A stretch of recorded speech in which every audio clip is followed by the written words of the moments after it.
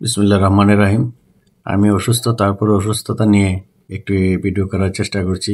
বাইরে দেখতেই পাচ্ছেন, এটি হচ্ছে ব্রাহ্মণবাড়িয়া জেলার সরাইল উপজেলা শাহজাদাপুর ইউনিয়ন শাহজাদাপুর গ্রামে।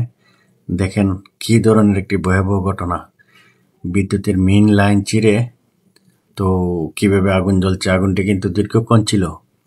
তো আল্লাহ দয়াময়, যদি এটি রাত্রি হতো তাইলে কিন্তু বড় ধরনের অঘটনা ঘটতে পারতো।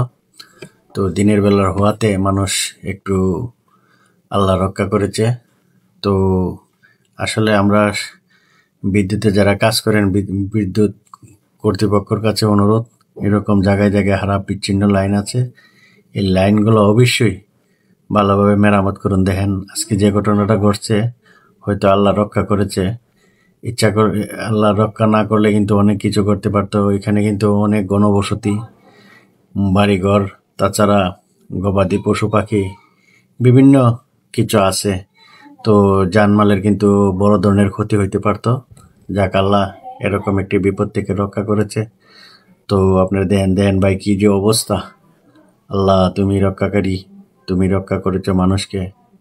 তো আল্লাহর কাছে হাজার হাজার শুকরিয়া জ্ঞাপন করছি যে মানুষকে এই ধরনের বড় ধরনের একটি বিপদ থেকে রক্ষা করেছে।